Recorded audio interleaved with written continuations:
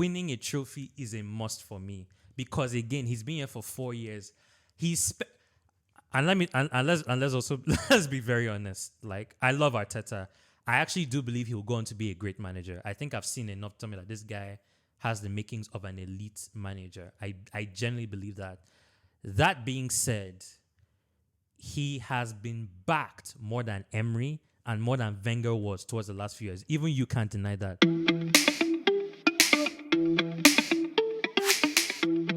Welcome to the Top 5 Sports Podcast, and I'm your host, Chike Ubaka. This is your number one destination for all things sports. Make sure you hit the like and subscribe button for more sports-related content. And don't forget to hit the notification button to be notified of new episodes. On today's episodes, I have my first ever in-person guest, Ifeoluwa. How you doing? I'm doing good, bro. Thanks for having me. I'm glad to have you, man. We've been talking about this. I know we should have done this a while back. I've been asking you since. I know. We're here now. So. Yeah, we made it. And so usually whenever, or what I'm starting to do whenever I have or I want to have guests on the show, the first question is I ask them, how are you doing? Like mentally, how are you doing as a person? Are you good? And how you just seeing life in general before we start talking about things. So first question to you, Ife, how you doing? I'm doing good. Mentally, physically, I feel great. Grateful to God that I'm at this point in my life now where, things seem to be making sense, Just graduated from school, as you obviously were there for my graduation. Right. Nothing to be grateful for, working, and I can't complain, man. Good. I like that. And the reason why I said that is because I know a lot of times we kind of get caught up in the moment. Mm-hmm. We get on with our lives, and we never really ask people, how they're doing. There's that how are you, and there's the how are you actually doing. So that's why I wanted to ask you that question. So I thank God. I'm glad that you're doing okay. I'm glad that everything is going great. Congratulations on graduating and thanks, your new bro. job. Thank you very much. I can't wait for you to take me out to dinner. So I'm gonna put that on rain check. When Arsenal win the league, I'll sponsor you. Don't worry. Speaking of Arsenal, so on today's episode, we're gonna be talking about Arsenal's season preview and the season review. So the preview is gonna be talking about the 2022-2023 season. Yeah. Yep. So we're gonna be talking about what went well, outstanding players, and what could be better in the season. And moving on to this new season, we're also going to be talking about the players to watch, predictions, signings, you name it. So before I get into all of that, the first question I want to ask, because obviously you're an Arsenal fan. Yep. How did you become an Arsenal fan? I actually love it when people ask me this story because the way it even happened was just the best way I can describe it was fate. Some may say fate. Divine intervention. So, for those who are not religious, maybe just fate. So this was back 2002. I was actually in London at the time, funny enough. When I was a kid, I would go to London regularly because all my siblings went to college there and they lived there for so long. So every summer, my parents and I would, go to London and visit them. So this was summer 2002. I was out with my mom one day and we went to this candy shop, one of these small candy shops in London.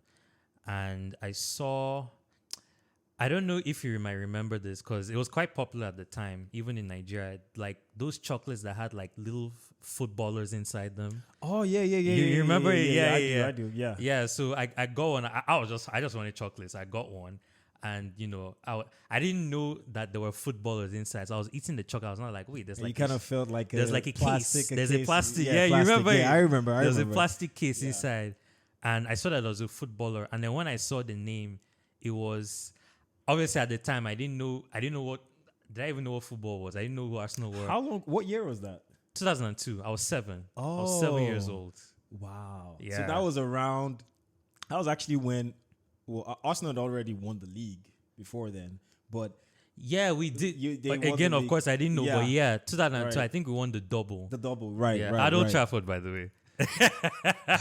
Anyways, but yeah, so I saw a player. Of course, I didn't know his name was Henri. So I was saying Thierry Henry. Like, who the heck is Thierry Henry? Yeah. I now saw the number 14. I now saw of course, Dreamcast was Arsenal Dreamcast, sport. yeah. I saw the Arsenal logo. It wasn't the modern day logo. And I was like, Mom, who is Henry? Or Henry. I was like, she doesn't know. So. You know what's funny? At that time, because we were in Nigeria, we didn't have the right pronunciation. So we would always call him Thierry Thierry Henry. Thierry Henry. But when you watch the All Premier of us, League, we got you hear them like say Thierry Henry. I know, Yeah. he's French. So, right. I think I showed my dad and I was like, oh, Henry, I know him. So, of course, my dad has been watching football. Was he an Arsenal fan before for that? No, so that's a funny story. So, I didn't know this about my dad till he told me a few years later. Apparently, in the 70s, he was actually in the UK for a period of time. He was a Man U fan back then. Wow. Yeah. Do you know why I stopped supporting Man U? There was an FA Cup final that you guys played. This was like in the 70s, so there's no I'm going to know who it was. But him and his friend were Man United fans. They bought beer because they were confident that, they're going to carry this FA Cup final. Right. You guys lost that final. My dad, I wonder, was it... who did we lose to? I don't know. This was in the 70s. I'm not going to... He was just telling me the story. 1970 something, and I was like, since then, hasn't forgiven my use. Oh, come on, that's just one game. Like, I mean, the guy, one game. If he trust me, I'm sure he wishes he stood by United because. I mean, look, I wouldn't leave obviously after one, but I don't know. I mean, back then, I would say like yeah, well, Americans call it soccer, but football, right, in England, it hadn't gained that much popularity. Right. As it is right now. Back then, it was more of, the dedicated fans, people who grew up around the area that supported it. It wasn't like it was a global sport. The supporters were right? locals. Right. It was a global sport, and it wasn't until like the 90s when the Premier League started. Right. When the Premier League started, that's when it just blew off. It blew up. So I can understand. Yeah. So that's my dad's story, but don't want to digress. Back to my story. So. I was fascinated by like Henry, but it's pronounced Henry. I was like, who is this guy? Like, who is this? Who are Arsenal? Who is Dreamcast? Because I didn't really know football then. So then I think a month later I'd come back to Lagos by then. Summer was over. I still had the figurine in my hand. I was like, who is this guy? I was trying to figure it out. Then the TV was on one day, and I saw two teams playing. It was a team in red and a team in blue. I later found out it was Arsenal against Chelsea, right? Oh. I think the new season had just started, so Arsenal against Chelsea or something like that. And then I saw Henry. I was like, wait, this is the guy I've been holding. And then the commentator now said, Thierry Henry with the ball or something like that. I was like, oh. I looked at the figure, I looked at Henry, I was like... So it felt like one of those... It just felt like fate. It was a fate, right? It just felt like fate. So pretty much, I've been following Arsenal since then. My mom started watching Arsenal around that time. She also became a supporter. My dad, too, started watching them because, I think I was kind of like the catalyst because my parents could see I was intrigued by this team. And I was like, what's so special about this team? So at what age did you fully immerse yourself? Like, did you... Because, obviously you started supporting Arsenal. Yeah, that was 2002. I think when I really knew, I was like, I have the Arsenal bug was the following year, 2003. That was the unbeaten year, right? The 03-04. This was the season before. It was the season before where I knew that my this team has my heart. And I'll tell you another story. So obviously growing up in Lagos, we actually had next door neighbors who were Manchester United fans, and my parents, our family was very close to them. They were like family friends. There was one night we played you guys in the Premier League. I think the game ended 2-2. This was 2003. And we actually went to their house and watched the game together, both our families. So our family is Arsenal, their family is Manchester United. But that was one of the best nights I can recall watching a Premier League game. Was that the... It was that was the one Ryan Giggs had blue away jersey. Right. Yes. So I think Ruud van Nistelrooy and Ryan Giggs both scored. West Brown, that generation, of course, Ferguson and Wenger was still there. Yeah. So, and it was a hybrid. I'll never forget that as well. It was a hybrid, and it was, how the Arsenal might it was intense. It was like war, like bloody. It was intense. It was like they were fighting the legit wars. Right. Like those, even after the game ended, the players were fighting. I was like, damn. Yeah. So it was crazy. The reason why, when the Premier League started, Sir Alex and Man United completely dominated the 90s. And then when you guys did. Wenger came in, it felt like a shift in power. And Fergie didn't like that. He didn't. Because it's easy when you're at the top and there's no threat. You're just kind of like relaxed. You're not whoever. Even when I think it was back in when Newcastle were close to us, Kevin Keegan had that famous speech, breakdown, and all that. But Fergie never felt threatened by that. It wasn't until Arsene Wenger came, bringing that different tiki-taka style of football, transformed English football, bringing Henry, Anelka, Kanu, Ashley Cole, Freddie Ljungberg, Pires, all these guys completely dominated the early 2000s. Yeah. They completely just came in and changed the game. And I felt like Fergie saw that as a threat to of course. Anybody would. Power. Yeah. And then that's when things got cheap. I can honestly say that was when the Premier League went more or less viral. I think Mourinho coming in made it global. Mourinho definitely added his flavor, but I 100% agree with you that there was something special, not just about Arsenal versus Man U, but there was something special about Ferguson against Wenger. Right. There really was. It was like the first time, like during, of course, this was like late 90s, early 2000s, so our generation can remember those times, but it was like the first time where footballers and even the managers were like celebrities. If you really think of it, because Ferguson and Wenger added this, they had this, not pride. Well, I guess you could say they had their own kind of like pride, but each of them had this swagger about them as managers. Right. Like, these guys are like rock stars. They're like celebrities, Right. I agree. Wenger being a foreigner, a Frenchman, but very intelligent. Ferguson, of course, I still think, obviously, to me, Ferguson is still the greatest football manager I've ever seen. Of course. That's and Ferguson too had his own personality. And then when you brought those two together, you're going to get fireworks. Yeah, I totally agree. I think that was, it was good for people who were growing into soccer. Like, for me, I started watching. They defined that generation. Like, I those of us that grew up watching that soccer period. I started in 95. The first ever, I used to watch. That was the year I was born. Yeah, trust me, I'm a little old, just so you know. But I started like in 95, before the Olympics that they had in USA Olympics or something. Yeah. And then I started. Was it the Olympics or the World Cup? That was the World Cup was 94. 94. So the Olympics was in 96. And that's when I started getting, I think that's when Nigeria beat Brazil. There was a famous song. Nigeria beat Brazil. So after that, that's when I started getting really, really invested. And I started watching the Italian league, Serie A. Christian Vieri and all those guys. Zidane was still generation. Zidane was still in Juventus at that time. And then when I fully got immersed in it was the World Cup, France 98. That's when Zidane was my favorite player at that time. And from there, it was like my life, basically. So makes sense. Yeah. That late 90s, early 2000s, I don't know about you, bro. And obviously, the younger guys can't relate, but I don't know. For me, football then was like watching magic. It was beautiful. It was beautiful. Arsenal aside, but seeing players like, you said Zidane, Nedved, Kaká, Shevchenko. I didn't like Shevchenko that much, but that's Shevchenko one of my, was a special player. He was one of my. Shevchenko I looked was up to him. Special player. That generation of players, Seedorf. It was like watching magic. I'm not gonna lie to you, man. It's not. Obviously we still love football, but there was just something really magical about it back then. Right. Yeah, I agree. We can get really sucked up in this conversation. We could. We have to move on. I know. With the interest of time, our focus is on Arsenal. That jersey that you're wearing. So crazy Premier League season, right? Heartbreaking, I would say. Every Arsenal fan would agree. Heartbreaking. You're ahead of in the league for most of it. The World Cup comes in. After the World Cup, City start to put pressure. You guys sort of handle the pressure.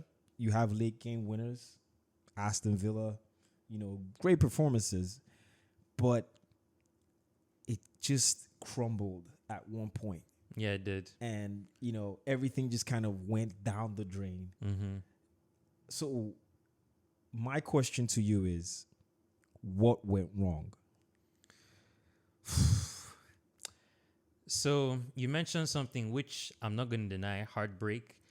There is an element of heartbreak about how the season panned out, given how we played for most of it.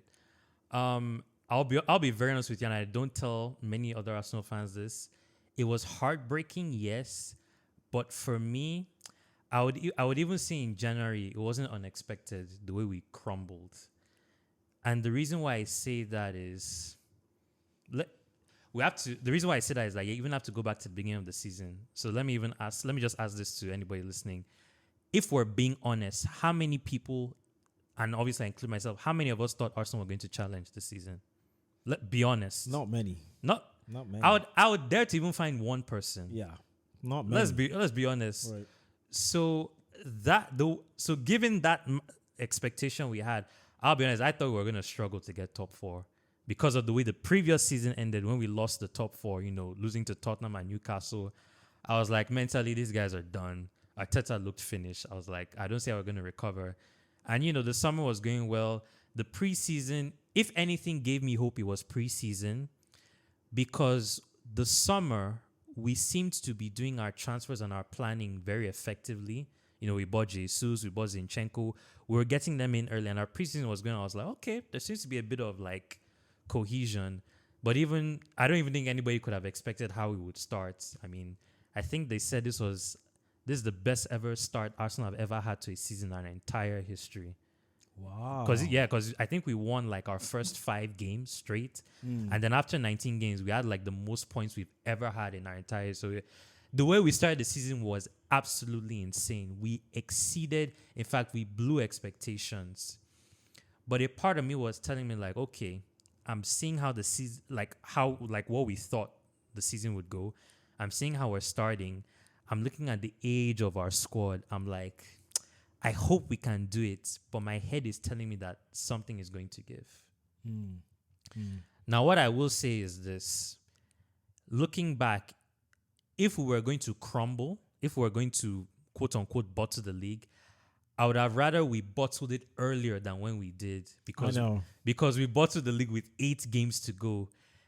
Arsenal fans... And that's to be fair, a lot of fans are... So there was an excuse out there. I wouldn't really call it an excuse, but it was like, well, Arsenal really had a great season regardless, which is true. We did have a good season. A fantastic season. With 8 points. Yeah. Come on. You shouldn't be bottling. You shouldn't. You know what I'm saying? And I'm talking to Arsenal fans now because Arsenal fans are, trying to defend the way we... I get it. We love this club. But guys, let's be honest. You shouldn't be bottling the league with 8 points when you're 8 points ahead with 8 games to go. No team should be bottling the league from there. But unfortunately, we did. So what do you think? So for me, right, what I think kind of went wrong was as the season went on, the first issue I had with that Arsenal team, I always knew they were good. But the only issue I had was the squad depth. Yeah. Depth you have players that can come in and play their role. And not just play their role as bench players, but come in the big games. I agree. And why I point to the squad depth is because when Saliba went out, that was when everything just became it went downhill. And people... So, I mean, Saliba's injury was crucial. But another injury that people don't realize was just as important. It happened in the same game that Saliba got injured. Was when we lost Tomiyasu. Why do I say that? Tomiyasu could have covered... In fact, Tomiyasu is a right back, but he can also play center back, right? When we signed him the season before, he was covering at center back sometimes when Ben White was out. So we lost Saliba. I was like, okay, it's a blow. But then losing Tomiyasu, I was like, okay, we're in trouble here. Because you could have done it 2 ways. Either you could have kept Ben White at right back, because Ben White was a revelation at right back this season. He did so well. You could have kept Ben White at right back, played Tomiyasu at center back, or move Tomiyasu to his natural right back position and just bring Ben White back to center back, rather than bringing in Rob Holding, who... I don't even say anything. But you get my point. Saliba was a blow, but the Tomiyasu injury was just as painful because it took away that option of like, okay, keeping a bit of defensive stability.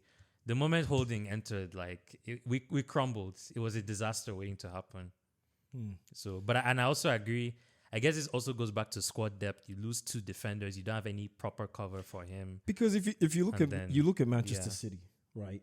It felt throughout the season they were stacked. There wasn't an issue of players, having to fall down and then another player coming to pick up the slack. Yeah. And they were fortunate in that era because they didn't really have a lot of injuries. They in didn't. the season. Even though as a they matter of played so fact, many games. I think there was a stat out there that showed that Manchester City were the only team to rotate players the most in the Premier League, meaning they had first team players with less time. Right now, someone would look at it and be like, "Why would the best players have less time?" No, they had enough squad. They depth utilize the to squad. utilize the squad, And they have a world-class manager who knows how to use to. his So squad properly. going into So- the season, it was my only issue. I looked at Arsenal's first 11, solid, Oh, yeah. capable of winning the league. The league, yeah. But my issue was if one of The those bench. players goes down, Yeah. who we're in can trouble. stand up and change? Who can stand up and come in and perform at the highest level? Because Yeah. when Saliba went out, let's be honest, who came in for? Who came in for? It was Saliba? Holding. Holding, and That's what I was you're saying. not Like, gonna win the league with Holding. but that's why I went back to Tomiyasu. Had Tomiyasu not been injured, you could have just moved Ben White back to centre back, which was where he was playing the season before. But the fact we lost Tomiyasu to injury in the same game, I was like, we're in trouble here. And then Holding came in, and you know the rest. Yeah, there's a player I want us to talk about, and this player is I think is one of the greatest English talents I've seen in a long time. I think I know you're referring to. Yeah, so I want us to talk about Saka, right? And he was one of the best players in the Premier League. Yeah, without a doubt. For me, I think. Well, I don't think he was Arsenal's best player though. I think it was Odegaard, but for Me too. For Saka, he was exceptional for you guys. He Came up was. in big games, but there was a lot of fans had a lot of towards the end of the season. He wasn't really coming up in big games. There's a reason for that. And then there was a guy who was, I think it was an Arsenal FC, AFT TV, and he had a great point. And he was talking about how people forget how young this guy is. You're literally putting a whole club on his shoulders, and you keep forgetting that he's actually so young. He's 21. He's still 21. He's still developing. So I'm not one of those guys that I'm not, Saka is an amazing talent. I think one of the best in England. But sometimes we have to be human to understand that, dude, you're not going to put the whole club, the pressure on him. Even though it was clear towards the end of the season, he was not coming up in big games. So obviously I love Bukayo Saka. I think he's already on the way to being one of the best players on the planet. I think he's getting there. He has the skills, he has the talent, he has the attitude. He's also a very, very wonderful human being. I don't know. I know people. He's probably one of the most likable athletes in the world. He's a very well-raised. You cannot hate Saka. In fact, he's the only Arsenal player that I've seen opposition fans say that they actually love him. His character, his personality. I agree. And he's a great player. But I saw a shocking, this statistic really shocked me, but I was like, I'm not surprised. Saka is 21. I think he's already played 200 games for Arsenal. Wow. At the age of 21. Wow. Because if you remember, Arteta was not the one that broke him into the first team. It was Emery. Yeah, It was Unai Emery. Yeah. And that was back in 2019. That's 2023 now. So, and of course, when Arteta came, he fully broke into the first team and he was playing. Saka has been overplayed. He's been badly overplayed. And that's why for the last 2 seasons, if you notice, his form tends to dip around that April, maybe because he doesn't have a break. So do you think it's a rest issue? I think it is a rest issue. Not to mention that he also starts for England regularly. So if you combine, he's played over 200 games at the age of 21. That is a lot of games. Yeah, that is a lot of games. That was to one play. of the points. The guy that I referenced earlier from AFTV, he mentioned, dude needs a rest. He needs a rest. A player like that, because he's so competitive, he might not think he needs rest. He just wants to play week in, week out. But he legit needed rest. And I kind of just feel bad for him and the club, because as fans, we're kind of like too excited, because he's been carrying the club right. for We don't see those little aspects. It's more of like, oh, you play, why didn't you, but it's like you have to understand the human aspect. Right. They're humans like us. So yeah. But yeah, I wanted to talk about him. So moving on. Now that we've talked about the negatives, let's talk about the positives. What did you take out of the season that you can say, yes, I can take into next season? There were so many highs. I felt for the first time in a few years, and I think a lot of other fans have said this, that this was the first season watching Arsenal in quite a while that there seemed to be that emotional connection back between the fans. And I mean, maybe as a Man United fan, I can relate because both our clubs have kind of like been low compared to like the glory years we grew up watching. We are more than low. But yeah, more than low. We've been in the pits, basically. Yeah. We've been in the mud, but yeah, I definitely could sense that there was an emotional connection coming back between just watching the players. And this is why I have to give credit to Arteta, because I think it's something that he had tried to instill from the first day he set foot in, like, to the club. I've actually gone back to watch his very first interview as Arsenal manager, because I was trying to understand, like, it's clear that he's improved us in many ways. Were these things that he had set out from the start to do? And actually, it was, because one thing I remember him saying was that apart from Arsenal losing their identity when he took over, he also said that the fans are the biggest reason why we do this, and we need to establish that emotional connection back with them. We were talking about the song North London Forever. It was just last season that we adopted that song, and Arteta said it was because he wanted it to be the song that would bring the Emirates crowd together with the players.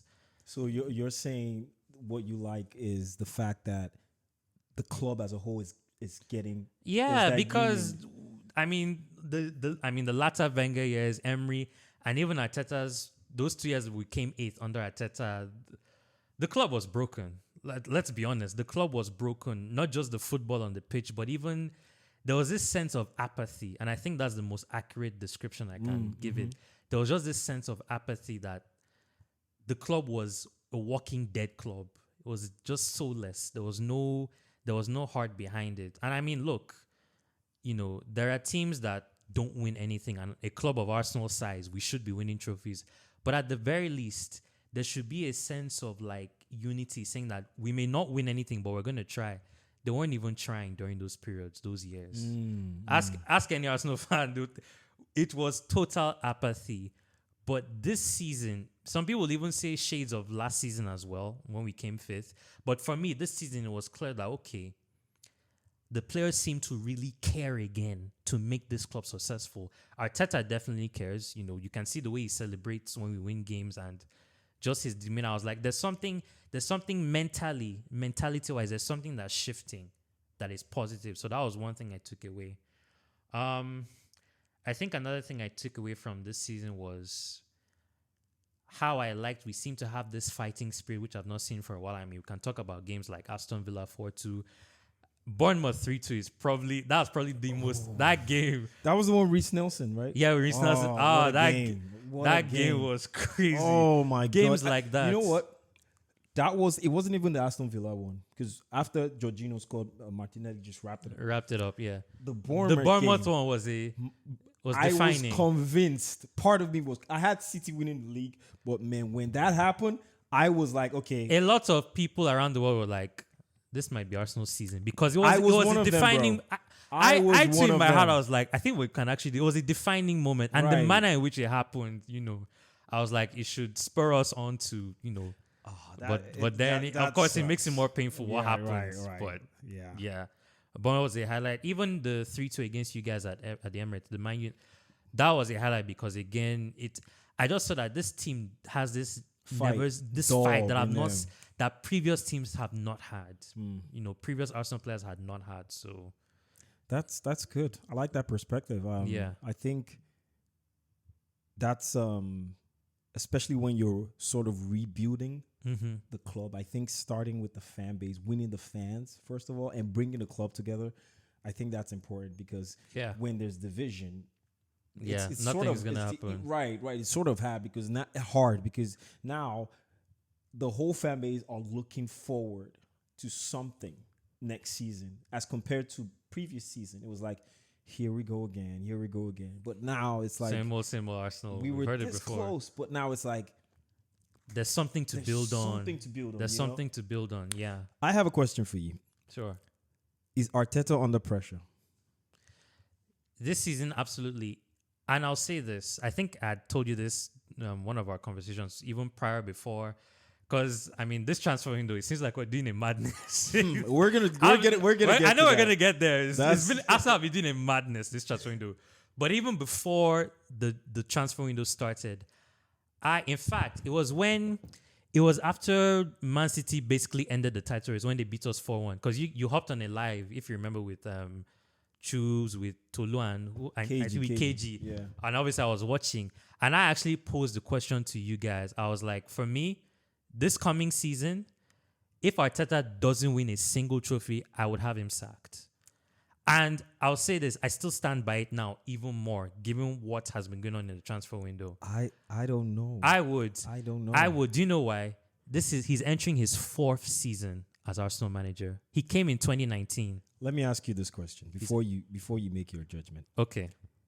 When Arsene Wenger left, you had Unai Emery. Yeah, we did. Freddie Ljungberg was interim. Mm-hmm. And then it was Arteta. Yeah. Out of all of them, who has been the one coach that has brought you closest to feeling like an Arsenal fan? That's it. That's an unfair question. You know. No, it is. It's because I I get the idea of you've been here 4 years. I get it. Which is a long time. It's a long time. It's a long time. But keep in mind, it takes there's a process in building. I know. And remember the first year he came, Yeah. we shouldn't really count that because he's won the FA Cup. He won the FA Cup. Right. No, in fact, I probably bought him credits. And I was like, I'll give him some time. So notice I didn't say win the Premier League. I just said just win a trophy. I didn't say Premier League or Champions League. It can be the FA Cup or the Carabao. A club of Arsenal size cannot be going 4 or 5 years without winning a single trophy. I get the aspect. That should not be the standard. I get the aspect of winning a trophy. That's fair. Yeah. But to get him fired? Think about it this way. Hold on. That's what I'm saying. I don't know. Hold on. Okay. Think about it this way. You've built something for 4 years. Right. Heading to your 5th year. You sign, you're going mental in the market. Right. And if this season, let's say you have something like a similar season as this year, close to the title race, but even closer, maybe 3 points or a point. But no trophies. Hold on. Champions League, maybe quarterfinals. Which is acceptable. Final. You're telling me you're going to get rid of him? So despite there's progress. Keep in mind, there's progress. But winning a trophy is a must for me because again, he's been here for 4 years. Let's also let's be very honest. Like, I love Arteta. I actually do believe he'll go on to be a great manager. I think I've seen enough to tell me that this guy has the makings of an elite manager. I genuinely believe that. That being said, he has been backed more than Emery and more than Wenger was towards the last few years. Even you can't deny that. The amount of money we even spent the previous 2 transfer windows. Let's not even count this transfer window because this transfer window, again, we're doing a madness. I'm shocked. But, the summer we bought Ramsdale, Tomiyasu. We bought quite a few players who are now mainstays of the squad. Arsenal spent the most money that summer. If you recall, I think we spent over 150, more than any other Premier League team. We've added Jesus and Zinchenko since then. We've added Kivio, we've added Trossard. And then you now add, surely at some point you're like, okay, we've invested this much. We now need to start seeing, like it manifest on the pitch. And I'll say this, I genuinely do have faith that we will win a trophy this season. I genuinely do because last season showed me that we're already getting there. We're close. And I think with the talent that we're adding this summer, let's just say that I'll be absolutely stunned if Arsenal doing anything this coming season. I will be stunned because I expect us to. That's fair. I think I am with you on the fact that trophies matter. I mean, that's how you judge manager. That's what It's makes not about that's what the makes us style. the elite, like Man U, Chelsea, Exactly. It's Liverpool. all about the trophies. It's about what you and win. It's about what you win, and Mm-hmm. I get that point. I think and like I said, I would love to see them at least get something. Obviously not with my team, but Of course not. I would love to see dividends being Yeah. paid back. Yeah. You know, because it's clear that something is being built, Mm-hmm. and it's hard to ignore that. To let all that just go down the drain, it's gonna be sad. But It would be a failure. I do see your point about the trophies. Yeah. And I see it as this, before we move on to the next one, if you say, for instance, Arsenal win like the Carabao Cup, Mm-hmm. right? It keeps him in his seat, but there's still pressure. Oh yeah. Oh no. Because the pressure doesn't go away, it but doesn't at go least away. it's another sign of progress that okay, we're actually Right, getting because it's been a while he's won the FA Cup. It yeah, was that, like that his was first- 2020. his first season, that was right? 2020. That's 3 Yeah. years ago already. Going Yeah. to 4. It's too for a club of our ambition. It's too long. Remember the 9 years we went without a trophy under Wenger. I'm sure Arsenal fans don't want to go through that again, do we? So let's not go back to those dark times. No, please. He has to win something this season. He has to. Okay. And I'm sure he's not stupid. I'm sure he himself knows that. That's why it seems like we're going for broke. This one is like we're just going for it all, which is the right mentality to have anyway. Okay, well, so I think that's a perfect segue for us talking about pressure and Arteta. Mm-hmm. It's a brand new season. You guys are going nuts in the market. You're spending more than I've ever seen in Arsenal season. So It's surreal, I have to say. let's talk about the obvious, the elephant in the room, Declan Rice. Mm-hmm. Is he worth it? And how much impact is he going to have on a team? So to address the first question, is he worth £105 million that we're paying for him? The answer is no. If we're being honest, bro, we're in an ridiculously inflated transfer market right now. Absolutely. And forgive me for saying this, but I blame Man City, I blame Chelsea, and I kind of blame you guys. But more so Man City. No offense taken. Yeah, right? but more so Man City and Chelsea. Not to talk about them, but yeah, he's not worth the money. But I don't think we can underrate how psychologically how big a signing this is for Arsenal for two major reasons. Number one, he was our number one target. Like you remember, even before the season ended, there were already rumors going through that, Arteta is making Declan Rice his number one target. Declan Rice is Arsenal's number one target. Mm-hmm. Like it's probably one of the worst kept secrets in football. Right. That Right.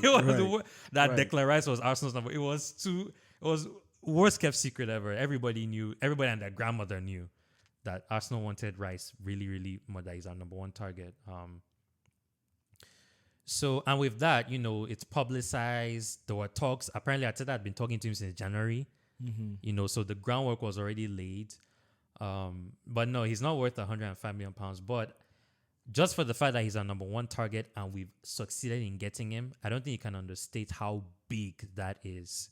Because getting your marquee signing sends a message that we're actually not here to play. Like, we mean business. We want to establish ourselves back to the way we were. But also psychologically as well, beating Man City, who are the team we're trying to catch, that the whole world now is trying to catch. They're the best team in the world. They're champions of Europe. They could attract anybody right now that they wanted to without even flinching. And I'll be honest, bro, the day they made that bid for Rice, I was like, oh, it's done. It's a wrap. I was like, it's done. I called you. I was like, it's done. I remember. He's gone. We're not getting him. And then to see the following morning that we tabled that amount of money, I was like, nah, it's like, I thought my phone was broken. I was refreshing. I was like, nah, this is BS. We haven't made that amount of money for him, but it's like, oh, we have. Yeah. And then Man City backed. I was like, wow. So there's a little bit of like like a theory. Well, I would say a theory, but there's a little bit of speculation that Pep Guardiola entered the race so that City could. And you are going to bring this up. No, because people are personally, I don't believe it. I think it's nonsense. I don't believe it. I don't believe it because these are competitors. Mm-hmm. There's no reason why you would, unless that would be a different conspiracy entirely. But people are saying things like Arteta just comes in, puts 90 million to just force, West Ham to sell or to up the price or whatever. No, but I don't believe it at all. that. Let's be real. Man City can more than afford him. Absolutely. I don't think they need him though. If you ask me. I think the reason why they didn't go back in for him is because I think Man City have other priorities that they're trying to focus on. Guardiola, for example, is their number one target at centre back. He's going to cost the same amount as Declan Rice. This is a personal theory, so I don't know if it's true. Don't take my word for it. I think also Man City might be entering a period where, they're still going to spend because they have the money. They'll always have the money. But with all the controversy surrounding them with the whole financial, a documentary just came out saying that UEFA knew they were guilty, but that UEFA gave them a pass for it. It's a mess right now. That's what's surrounding Man City and their external financial dealings. So maybe, again, it's just a theory. Maybe in their mind, they're like, okay, we're going to spend 100 million on Guardiola, who we want, to now have to pay another 100 million. They're like, maybe we should scale it back a bit because now all the financial organizations are watching us. They're watching what we're doing. So, again, it's just a theory. I don't know. But I don't think it's a case of like, oh, they did it to... Man City could have easily gotten him if they wanted to. Right. I think it's part of what I said, and also part of what you said, that they're just focusing on other targets. Right. So, not that I'm complaining. But, yeah. I'll say thank you very much. We'll take him. So, in terms of... excuse me. So, in terms of style of play, right? You had a very interesting theory about why.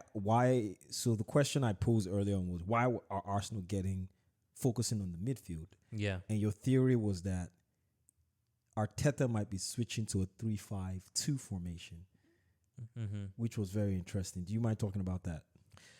So, to be honest with you, I think it was after we bought Havertz. Someone posted it on social media saying you know how everybody puts up their potential 1 to 11 with all the signs is this the team's lineup next season? Is this Arsenal's lineup next season with Rice and Havertz? And I saw it, and it was in like a hybrid 3-5-2 shape, and I looked at it and I was like, this kind of is actually similar. Very realistic. It's very, very realistic because it had Ben White, it had Gabriel, it had Saliba as the 3 center backs. Then you had Timber and Zinchenko as like the wing backs going up and forth. So it was like a 3-5-2. Then in the center you had Rice and Havertz as a number 8 and Odegaard, and then you had Jesus and someone else. I don't know who. I think it was it Martinelli? And funny enough, I don't recall seeing Saka in that 11, which was weird to me. But I was like, this could actually be possible. And another thing we shouldn't forget is that when Arteta first came to Arsenal, because of the players who were there, he was actually using like a hybrid 3-5-2, 5-3-2 a lot. We talked about the FA Cup he won against Man City and Chelsea. That was he played a 3-5-2 because we had Socrates, we had David Luiz, we had Mustafi as our 3 center backs, and we had Lacazette and Aubameyang as the 2 up front. So I was like, okay, it's not beyond the realm of possibility. The only thing now where I think I may recant that is the day that we announced Havertz signing. If you look at what Arteta said about Havertz, he said that he would strengthen our midfield a lot. And since then, people are now of the theory that Havertz is probably a direct replacement for Granit Xhaka, because it looks like Xhaka is leaving Arsenal this summer. So, speaking of Havertz, what do you think about him? Because I have my own thoughts. I don't think he's worth. Obviously, again, going back to nobody's worth that. What we pay for them. Looking at even Chelsea fans, right? When they let go of Kai Havertz, there was this excitement. They're like, "Wow, they really paid 65 for this guy? Like, take him." right? So I'm asking you as an Arsenal fan because I know a few Arsenal fans weren't too excited about it, right? But it's a player that we have, extra player. He's won the Champions League. He's a German international. He's already ready to play for the team, but he's quite experienced for a 24-year-old. Yeah, right. Deep down, a lot of Arsenal fans weren't too happy about that. I was one of them. Why? So I won't say I'm not happy because I do think Havertz is a very talented player. You know, I remember even watching him at Leverkusen in the Bundesliga before Chelsea snatched him, and this guy was being touted as like the next big thing, like a future Ballon d'Or. We remember those conversations. I won't say I hate the signing. I would say I just don't understand it. I didn't really. I don't know what Arteta is planning. I wish I could see into Arteta's mind. Like, bro, what are you doing? What's going on? What are you planning with this transfer? Like, what's going on, bro? Like, what's happening? But I would say like taking my emotion out of it, you know, because I'm like, I personally wouldn't have signed Havertz. I didn't even know he was on our radar. This time I was shocked. I was like, when they like, said, we signed because him. initially he was supposed to go to Real Madrid, and then the talks went Madrid, down. Bayern too are looking Bayern too at as him. well, and then everything has like Arsenal in it, and then all of a sudden Fabrizio Romano goes, like, what here are we we go. doing? Like, I was like, what do we have at? yeah. So, but taking my emotion out of it, because I've thought about it. What I will say is that in some aspects, he is a Mikel Arteta type of player. If you really look at it, in terms of like the flair. No, in terms of like the flair, the ball carrying, he has those attributes that I can see. Like, okay, I can see why Arteta likes this kind of player. So I'm talking about more because in Chelsea he was more of a 9. So you're bringing him into a team where, you know, it's goal. You need goals, right? So it's like basically bringing someone who's either on the same level as Odegaard, somewhat similar, like a same player like Odegaard, right? So I'm like, how are you addressing the issue of scoring more goals? Let's be honest, Odegaard is better than Havertz now. I think he's better, but in terms of like, you know, in terms of the type of player, right? Both AMs. But then it goes back to what I said. That's a typical Arteta player. But why would you spend 65 million? You don't address the issue. That's literally why I just said I still don't understand it. Because your top goal scorer was Martinelli in the Premier League. It was Odegaard. Well, it was both of them. That's what they I'm both saying. had 15 goals. Yeah. And you already know that a team like, you saw what City did, right? Like, let's not forget what Erling Haaland just did. You know that, and it's funny because Arsenal and City somehow play similar type of game. Right. So you just know that the missing piece is the number 9. Then why would you spend that amount of money on Kai Havertz? Bro, again, if I could go into Arteta's mind, I'm like, what were you thinking? Like, is there a method to this madness? I don't know. That's why I can't wait for this season to start. This is what me too. This is why I said this is the conclusion I've come to. Looking at his attributes, I can see why Arteta signed him. The issue is I don't know that's why I was like, is he changing formation? Like, what system is he going to adopt? Because I don't get it. But I mean, I hope obviously as an Arsenal fan, I hope Havertz is a success. I do believe that he can succeed at Arsenal, but I'll be honest, it's a signing that has to work because nobody, and you know, Fabrizio even said that Arteta was the one driving the signing. You know, it wasn't Arteta, and it was Arteta. I was like, we need to get Havertz. So I don't know. I hope it works out. So, but I don't fully understand it. Before we move on to the last piece of conversation that we're gonna have, what do you think? So there's talks about you guys kind of wrapping up the deal with Timber, right? It's Jurian Timber. You're trying to wrap up the deal. Yeah. If that deal is successful, what do you think he would bring to Arsenal? That's easy. Versatility. Arteta loves his versatile players. I mean, is he gonna play him at like at a right back or what? So he's a right back who can play center back. From what I've seen of him in Ajax in the Dutch league, I would say he's like, from what I've seen of him, the best way I can describe Timber, he seems like a more athletic, physical version of Zinchenko. You know, which which in theory you would think is a good thing because I mean Zinchenko was pretty good for Arsenal this past season. He was. He changed our system. He was a little suspect defensively, but he was suspect defensively. From what I've seen, Timber seems to be a bit better defensively, but he also has those attributes of Zinchenko whereby he inverts, he carries the ball, he progresses the ball, he can play like a pass that can maybe break a line or two. But from what I've seen, he seems to be more physically athletic than Zinchenko, which is a positive because Zinchenko, I won't really say Zinchenko is a skillful player, but I won't really say that his biggest strengths are like his physical. Not Zinchenko.